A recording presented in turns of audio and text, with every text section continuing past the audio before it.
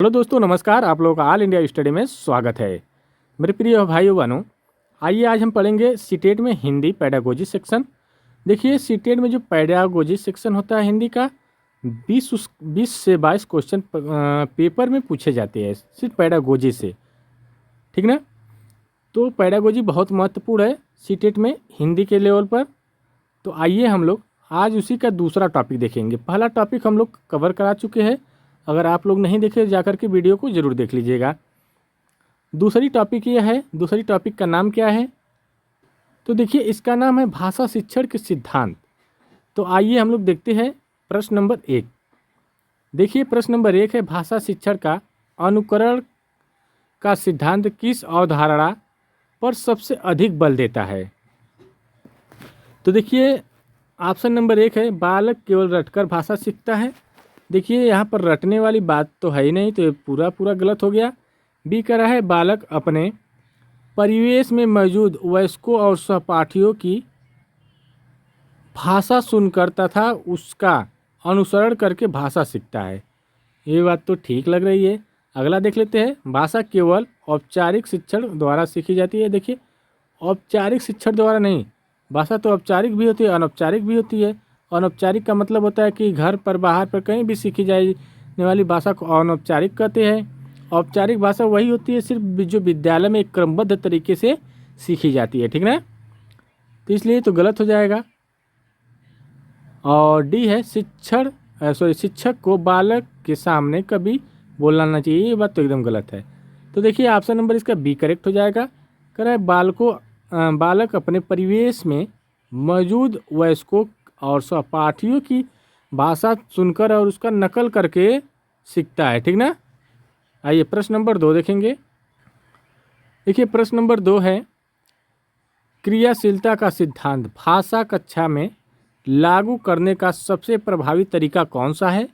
तो देखिए, option number 1 है, विद्यार्थियों को केवल व्याकरण के नियम याद करवाना। देखिए, केवल शब्द आ गया ना, तो यह निगेटिव होता है, तो इसलिए गलत हो गया पहले ही। बी कह रहा है, विद्यार्थियों को नाटक, परिचर्चा, भूमिका निर्वाह और संवाद में व्यस्त रखना। ठीक है, आगे देख लेते हैं, शिक्षक द्वारा पूरी कक्षा के दौरान केवल व्याख्यान देना। केवल व्याख्यान देने का मतलब हो गया कि बच्चा क्या हो जाएगा, निष्क्रिय रहेगा, निष्क्रिय श्रोता हो जाएगा, बस सुनेगा और करके कुछ नहीं सीखेगा। ठीक ना। और डी कह रहा है, छात्रों को चुपचाप बैठकर पाठ्य पुस्तक पढ़ने का आदेश देना। है ऐसी कोई बात नहीं। चुपचाप बैठकर पाठ्य पुस्तक पढ़ेगा तो पता नहीं बच्चा क्या पढ़ रहा है, क्रिया कर रहा है कि नहीं कर रहा है। ठीक ना। तो इसलिए ये भी गलत हो जाएगा। तो इसका जो सही आंसर हो जाएगा, विद्यार्थियों को, देखिए यहाँ क्रियाशीलता की बात हुई है, भाषा में क्रियाशीलता की। तो देखिए, विद्यार्थियों को नाटक के माध्यम से भाषा सीखता है, परिचर्चा करेगा, भूमिका निर्वहन करेगा, वाद संवाद, आपस में बातचीत करेगा बच्चा। ठीक है। तो ऑप्शन नंबर इसका बी करेक्ट हो जाएगा। प्रश्न नंबर 3 देखेंगे। देखिए, प्रश्न नंबर 3 है, प्राथमिक स्तर पर भाषा शिक्षण में चयन का सिद्धांत का अर्थ है। तो ऑप्शन नंबर 1 है, केवल वही पाठ चुनना जो शिक्षक को पसंद हो। बी कह रहा है, बालकों के मानसिक स्तर, रुचि और आवश्यकताओं के अनुसार उपयुक्त शिक्षण सामग्री का चुनाव करना। ठीक है, आगे देख लेते हैं। यहाँ पर केवल शब्द आ गया तो पहले काट दे, तो गलत ही है। और सी कह रहा है, परीक्षा में आने वाले केवल कठिन प्रश्न, ये भी गलत हो गया। केवल कविता परिभाषा, ये भी गलत। तो बचा कि ऑप्शन नंबर बी बचा। तो ऑप्शन नंबर बी यहाँ पर करेक्ट हो जाएगा। ठीक ना। देखिए, क्या होता है, चयन का सिद्धांत ये बताता है कि पाठ विषय और गतिविधियों का चयन विद्यार्थियों की आयु, मानसिक क्षमता, रुचि और भाषाई स्तर को ध्यान में रख करके किया जाना चाहिए। ठीक ना, ताकि बच्चे आसानी से उसे सीख सके। ठीक ना। आइए प्रश्न नंबर 4 देखते हैं। देखिए, प्रश्न नंबर 4 है, बाल केंद्रितता का सिद्धांत भाषा शिक्षण में किसे सर्वोच्च प्राथमिकता देता है? तो ऑप्शन नंबर 1 है, पाठ्यपुस्तक में सिलेबस कुछ समय पर समाप्त करना। देखिए, यहाँ पर समय पर समाप्त करने वाली बात नहीं है। ठीक ना, सिलेबस को। बी वाला है, बच्चे की क्षमताओं, अभिरुचि और भाषाई पृष्ठभूमि को। ठीक है, सी कह रहा है शिक्षक के अध्यापन कौशल और उसकी भाषा शैली को। देखिए शिक्षक के अध्यापन कौशल और उसकी भाषा शैली को बाल केंद्रिता बात नहीं करता है, शिक्षक केंद्रिता हो जाएगा, ठीक ना। और डी विद्यालय के नियमों और अनुशासन को, तो ये पूरी तरह गलत है। नियम और जो अनुशासन होता है नेगेटिव होता है, कठोर होता है, ठीक ना। जो बाल केंद्रित नहीं होता शिक्षक केंद्रित होता है, इसलिए गलत। तो बचा क्या, ऑप्शन नंबर बी बच्चा बच्चे की क्षमताओं, अभिरुचि और भाषाई पृष्ठभूमि को, ठीक ना। तो ऑप्शन नंबर बी करेक्ट हो जाएगा। आइए प्रश्न नंबर 5 देखते हैं। भाषा सीखने में अभ्यास का सिद्धांत थॉर्नडाइक के किस नियम पर आधारित है? तो देखिए ऑप्शन नंबर 1 है तत्परता का नियम, बी है अभ्यास का नियम, सी है प्रभाव का नियम और डी आंशिक क्रिया का नियम। कह रहा है भाषा सीखने में अभ्यास का सिद्धांत, अभ्यास का जो सिद्धांत है अभ्यास का नियम पर आधारित है थॉर्नडाइक के, तो ऑप्शन नंबर बी करेक्ट हो जाएगा। थॉर्नडाइक ने 3 नियम दिए हैं, अभ्यास का नियम, तत्परता का नियम और प्रभाव का नियम, ठीक ना। आइए अगला क्वेश्चन देखते हैं। देखिए प्रश्न नंबर हम लोग 6 देखते हैं। प्रश्न 6 देखते हैं। देखिए इसको हम आसान भाषा में समझा देंगे। ऑप्शन जो है थोड़ा सा कठिन लेवल का बनाया हुआ है, ऐसा कठिन नहीं है, अभी मैं लगा रहा हूँ समझ में आ जाएगा। स्वाभाविकता का सिद्धांत के अनुसार भाषा सीखने का प्राकृतिक क्रम क्या है? तो देखिए जो प्राकृतिक क्रम होता है सुनना, बोलना, पढ़ना, लिखना। सुबोपली लिख सकते हैं, सुबोपली,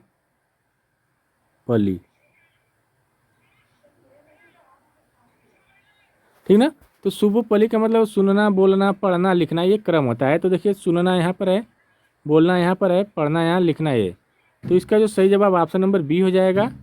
अगला क्वेश्चन हम लोग देखेंगे प्रश्न नंबर 7। तो देखिए प्रश्न नंबर हम लोग 7 देखेंगे। जीवन से जोड़ने का सिद्धांत का तात्पर्य है, तो ऑप्शन नंबर 1 है भाषा की कक्षा में केवल दैनिक जीवन की कहानियाँ सुनाना, बी है भाषाई तत्वों को बालक के वास्तविक जीवन के अनुभव और संदर्भों से जोड़कर पढ़ाना, और सी कह रहा है केवल उन्हीं शब्दों का प्रयोग करना जो घर में बोले जाते हैं, और डी कह रहा है बच्चों को घर का काम अधिक देना। तो देखिए कह रहा है जीवन से जोड़कर सिद्धांत, जोड़ने का सिद्धांत का तात्पर्य है कि भाषाई तत्वों को बालकों के वास्तविक जीवन से या उसके अनुभव से जोड़ करके पढ़ाना ही जीवन से जोड़ने का सिद्धांत कहलाता है, ठीक ना। उसके अनुभव, परिवेश, संदर्भ को जोड़ करके जो अधिगम अर्थपूर्ण बन सके। तो ऑप्शन नंबर इसका बी करेक्ट हो जाएगा इसका। आइए प्रश्न नंबर 8 देखेंगे। प्रश्न नंबर 8 है सहानुभूति और अभिप्रेरणा का सिद्धांत भाषा शिक्षण में क्यों आवश्यक है? तो ऑप्शन नंबर 1 है इससे बच्चे परीक्षा में डरना बंद कर देते हैं, गलत बात। बी है यह बच्चों में भाषा सीखने के प्रति सकारात्मक दृष्टिकोण और रुचि उत्पन्न करता है, ठीक है। सी कह रहा है इससे शिक्षक को कम पढ़ाना पड़ता है, गलत बात। यह केवल कमजोर बालकों के लिए, तो बिल्कुल गलत है, ठीक ना। तो ऑप्शन नंबर बी करेक्ट हो जाएगा। देखिए अभिप्रेरणा क्या होती है? अभिप्रेरणा सीखने का एक आंतरिक प्रेरक होती है। प्रोत्साहन और सहानुभूति व्यवहार से बालक बिना किसी डर के भाषा प्रयोग करने में सहज महसूस करता है, ठीक ना। आइए प्रश्न नंबर 8 हो गया, 9 देखेंगे। प्रश्न नंबर 9 है भाषा शिक्षण के सूत्र ज्ञात से अज्ञात की ओर का क्या अर्थ है? देखिए ज्ञात का मतलब होता है जो वस्तु पहले देखी जा रही हो, ठीक ना, समझी जा रही हो, उसे ज्ञात बोल देंगे। जो बाद में आएगा वो अज्ञात हो जाएगा। इसमें क्या होता है कि बालक जो होता है पूरे ज्ञान को आधार बना करके नया विषय वस्तु प्रस्तुत करना सीखता है, ठीक ना।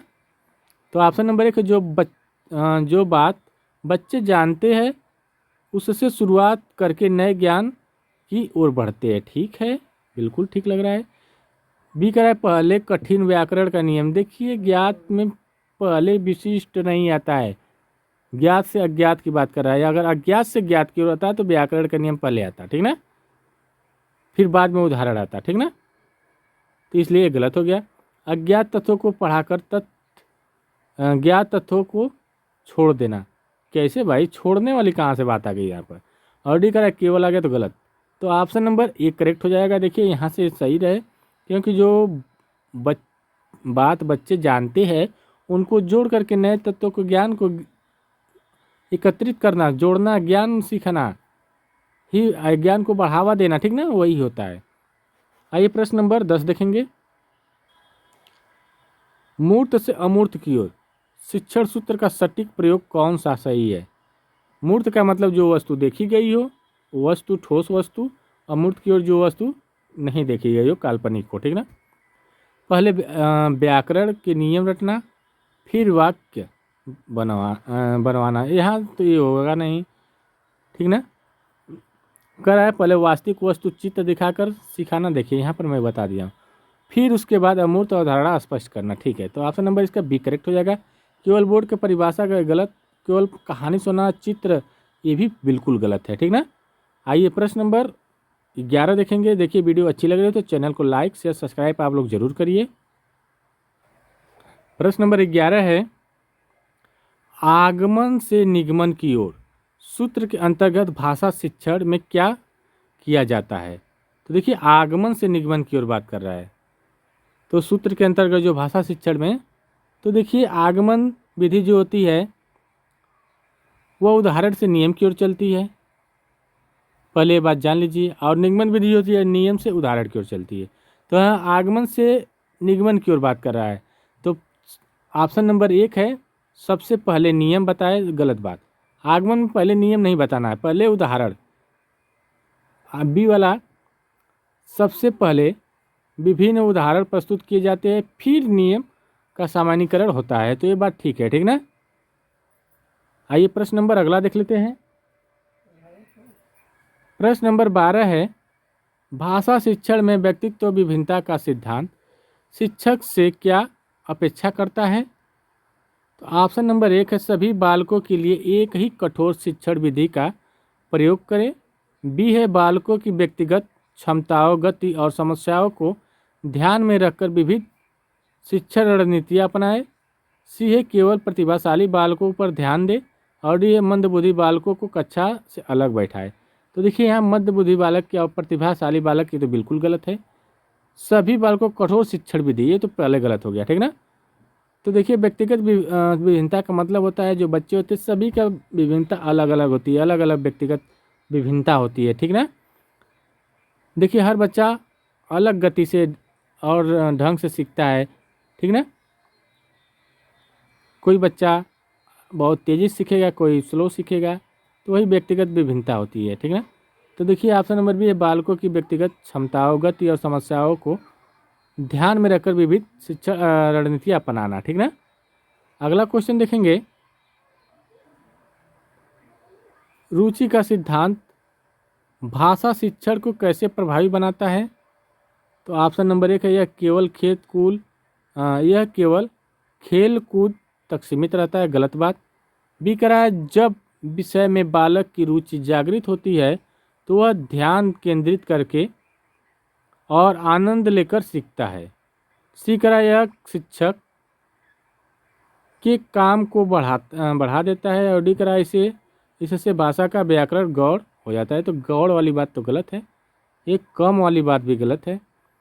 तो इसका जो रुचि का सिद्धांत यही कहता है, जब विषय में बालक की रुचि जागृत हो जाती है तो वह ध्यान केंद्रित करके आनंद लेता है, आनंद के तरीके से सीखता है, ठीक ना। तो ऑप्शन नंबर बी करेक्ट हो जाएगा। आइए प्रश्न नंबर 14 देखते हैं। समान पात और क्रम का सिद्धांत का क्या अर्थ है? तो देखिए ऑप्शन नंबर एक है, भाषा के चारों ओर कौशल, चारों जो कौशल है सुनना, बोलना, पढ़ना, लिखना और को संतुलित और क्रमबद्ध रूप से विकसित करना ही ऑप्शन नंबर ए वाला ही करेक्ट लग रहा है। तो यहीं पर ए करेक्ट कर देंगे। 80% केवल शब्द है, तो ये निगेटिव है, गलत है, नज़रअंदाज भी नहीं कर सकते हैं, ठीक ना। आइए प्रश्न नंबर 15 देखेंगे। देखिए प्रश्न नंबर 15 है, मातृभाषा शिक्षण का सिद्धांत क्यों महत्वपूर्ण माना जाता है? तो देखिए जो मातृभाषा जो शिक्षण है ना, मातृभाषा बालक की विचार प्रक्रिया का मूल आधार है।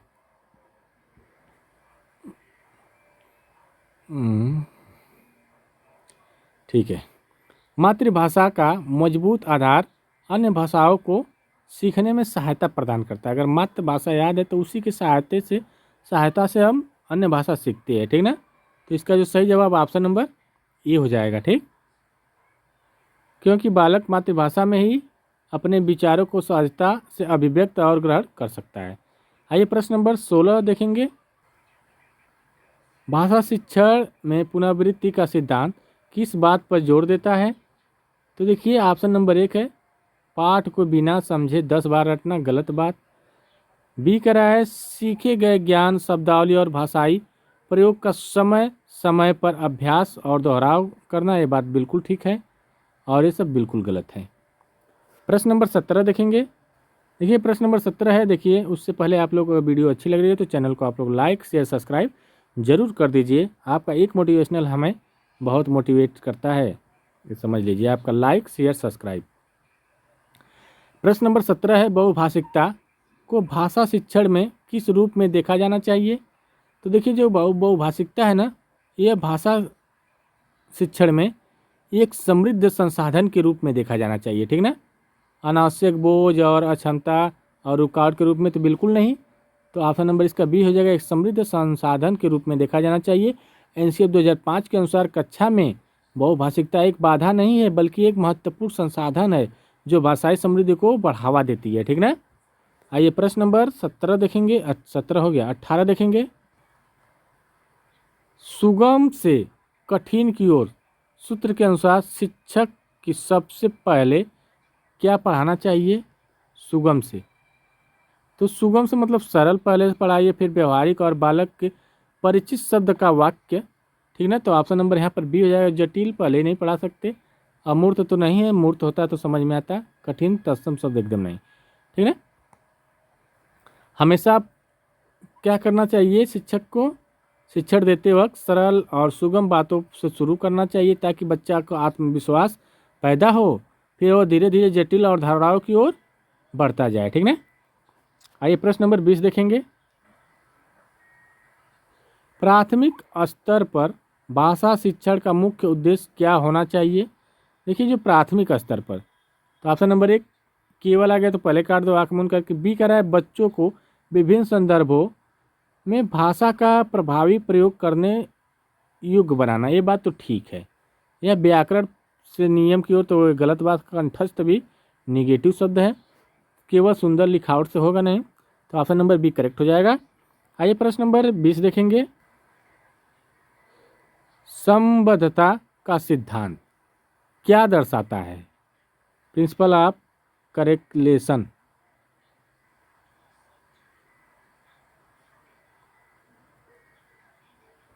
सॉरी कोरिलेशन है, ठीक ना। तो देखिए ऑप्शन नंबर 1 है भाषा को अन्य विषयों जैसे पर्यावरण, गणित, इतिहास के साथ जोड़ना या जोड़कर पढ़ाना।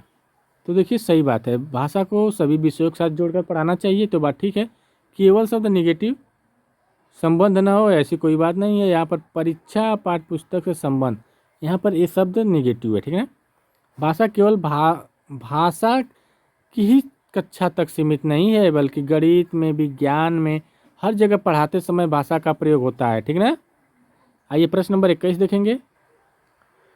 भाषा शिक्षण में बोलचाल का बोलचाल का सिद्धांत किस बात की समर्थन करता है? तो देखिए जो भाषा शिक्षण में जो बोलचाल का सिद्धांत है, थोड़ा फास्ट चलेंगे, समय ज़्यादा नहीं बचा है। तो ये जो करता है बालक को अपने विचार व्यक्त करने के अधिक से अधिक अवसर दिए जाने चाहिए, तो ऑप्शन नंबर बी करेक्ट हो जाएगा इसका। बालक को अपने विचार को व्यक्त करने के लिए अधिक से अधिक अवसर देना चाहिए, ठीक है। इसी बात का बोलचाल का सिद्धांत यही समर्थन करता है, ठीक ना। आइए प्रश्न नंबर अगला देख लेते हैं। सहानुभूतिपूर्ण वातावरण का सिद्धांत भाषा शिक्षण में किस बाधा को दूर करता है? तो देखिए जो सहानुभूति का वातावरण सिद्धांत है वो जो करता है भाषाई झिझक, डर और संकोच को, ठीक ना। तो ऑप्शन नंबर बी करेक्ट हो जाएगा। अगला क्वेश्चन देखेंगे। विशिष्ट से समान की ओर सूत्र का सही अर्थ क्या है? तो देखिए विशिष्ट से समान की ओर की बात कर रहा है, तो पहले विशिष्ट उदाहरण प्रस्तुत करना फिर सामान्य नियम बनाना, तो ऑप्शन नंबर बी करेक्ट हो जाएगा इसका। आइए अगला क्वेश्चन देखते हैं। थोड़ा फास्ट चलेंगे, समझ लीजिए, बस क्वेश्चन आंसर ही बताएंगे, आप लोग रोक करके पूरा पढ़ लीजिएगा, क्योंकि टाइम बची नहीं है, बस 3-4 मिनट बचा है, अभी क्वेश्चन ज़्यादा कराना है। भाषा शिक्षण में नियंत्रण का सिद्धांत का क्या अर्थ है? मुझे 25 मिनट का समय मिलता है। तो देखिए, भाषा शिक्षण में नियंत्रण का सिद्धांत का जो अर्थ है, शिक्षक द्वारा अपनी शब्दावली और वाक्य संरचना को बालकों के स्तर के अनुसार नियंत्रित रखना, ठीक ना। तो ऑप्शन नंबर बी करेक्ट हो जाएगा। अगला क्वेश्चन हम लोग देखते हैं, भाषा अर्जन और भाषा अधिगम में मुख्य अंतर किस सिद्धांत पर आधारित है? तो देखिए, जो इसका अर्जन और अधिगम में अंतर होता है, अर्जन एक स्वाभाविक और अवचेतन होता है, जबकि अधिगम एक प्रयासपूर्ण और औपचारिक होता है। ये बात तो पहले भी पता होगी। तो ऑप्शन नंबर इसका बी करेक्ट हो जाएगा, ठीक ना, सॉरी ए करेक्ट हो जाएगा, ठीक ना। प्रश्न नंबर 26 देखेंगे, भाषा शिक्षण का समग्र भाषा उपागम किस पर बल देता है? तो देखिए, जो देता है ऑप्शन नंबर 1, भाषा को टुकड़े वर्ड शब्द में तोड़कर सिखाने पर, गलत बात। बी है, भाषा को एकीकृत अर्थपूर्ण इकाई के रूप में बच्चों के सामने प्रस्तुत करने पर, यह बात ठीक है। अगला क्वेश्चन देखेंगे, निश्चित से अनिश्चित की ओर शिक्षण सूत्र का सही अनुप्रयोग क्या है? करें निश्चित से अनिश्चित की ओर, तो ऑप्शन नंबर 1, अनिश्चित बातों से शुरुआत करके निश्चित ज्ञान तक रुकना। देखिए, अनिश्चित से करा है तो ये पहले गलत हो गया। बालक के पास जो निश्चित अस्पष्ट विचार है उसे शुरुआत करके अस्पष्ट अनिश्चित अवधारणा को स्पष्ट करना, ठीक ना। तो ऑप्शन नंबर बी करेक्ट हो जाएगा इसका। आइए प्रश्न नंबर अगला देख लेते हैं, कक्षा में भाषा समृद्ध परिवेश का निर्माण किस सिद्धांत के अंतर्गत आता है? तो ऑप्शन नंबर 1 है, केवल वाला रटने वाला बात तो पहले गलत, अवसर की प्रचुरता और स्वाभाविकता के सिद्धांत के। तो ऑप्शन नंबर बी करेक्ट हो जाएगा। आइए प्रश्न नंबर अगला देख लेते हैं, टोटल 30 क्वेश्चन होगा। भाषा शिक्षण में प्रतिपुष्टि का सिद्धांत क्यों महत्वपूर्ण है? तो देखिए, इसमें जो प्रतिपुष्टि का जो सिद्धांत है, इसका महत्वपूर्ण है कि यह शिक्षार्थी और शिक्षक दोनों को शिक्षण अधिगम प्रक्रिया में सुधार हेतु तत्काल जानकारी ले देता है, ठीक ना। तो ऑप्शन बी करेक्ट हो जाएगा इसका भी। अगला क्वेश्चन देख लेते हैं, प्रश्न नंबर 30 है, अनुबंधन का सिद्धांत प्राथमिक स्तर पर शब्द ज्ञान सीखने या सिखाने में कैसे मदद करता है? तो ऑप्शन नंबर 1 है, शब्दों को चित्र या वास्तविक वस्तु के साथ जोड़कर सिखाने से। बी है, शब्दों की सूची याद करवा देने से, गलत। शब्दों को बिना संदर्भ में बार बार लिखवाने से, केवल डिडक्शन श्रुत लेख करवाने से, ठीक ना। तो इसका जो सही जवाब ऑप्शन नंबर ए हो जाएगा। आइए प्रश्न नंबर अगला भी देख लेते हैं, भाषा शिक्षण में सर्वांगीण विकास का सिद्धांत क्या दर्शाता है? तो देखिए, सर्वांगीण विकास का जो सिद्धांत है, वह जो दर्शाता है बालक के मानसिक, भावात्मक, सामाजिक और भाषाई अभिव्यक्ति का समग्र विकास करना, ठीक ना। तो ऑप्शन नंबर बी करेक्ट हो जाएगा। आइए प्रश्न नंबर अगला देख लेते हैं, प्रत्यक्ष विधि में भाषा शिक्षण का कौन सा सिद्धांत लागू होता है? तो देखिए, जो प्रत्यक्ष विधि में जो होता है, लक्षित भाषा को बिना मातृभाषा के मध्यस्थता से के सीधे सिखाना। तो ऑप्शन नंबर बी करेक्ट हो जाएगा। अगला क्वेश्चन देख लेते हैं, प्रश्न नंबर 33, सृजनात्मकता का सिद्धांत भाषा की कक्षा में कैसे झलकता है? तो देखिए, इसमें क्या होता है, जब बच्चे अपनी कल्पना से मौलिक कहानियाँ, कविताएं या विचार व्यक्त करते हैं उससे, ठीक ना। तो ऑप्शन नंबर बी करेक्ट हो गया। तो देखिए, टोटल 33 क्वेश्चन कराए हुए। और वीडियो अच्छी लग रही है तो चैनल को लाइक शेयर सब्सक्राइब करिए। और एक क्वेश्चन हम आपको दे रहा हूँ होमवर्क, उसको आप लोग कमेंट बॉक्स में उसका आंसर बताइएगा। अप्रत्यक्ष से प्रत्यक्ष की ओर जाने के बजाय विश्लेषण से संश्लेषण की ओर शिक्षण सूत्र का क्या अर्थ है? तो ऑप्शन नंबर 1 है, पहले से आप इसको पढ़ करके बढ़िया से उत्तर दे दीजिएगा, ठीक ना, समय ज़्यादा नहीं है, ठीक। पहले पूरे विषय को छोटे छोटे भागों में बांटकर समझना, फिर विश्लेषण, फिर जोड़कर समग्र रूप देना, संश्लेषण, केवल भागों का अध्ययन करना और समग्र को छोड़ देना।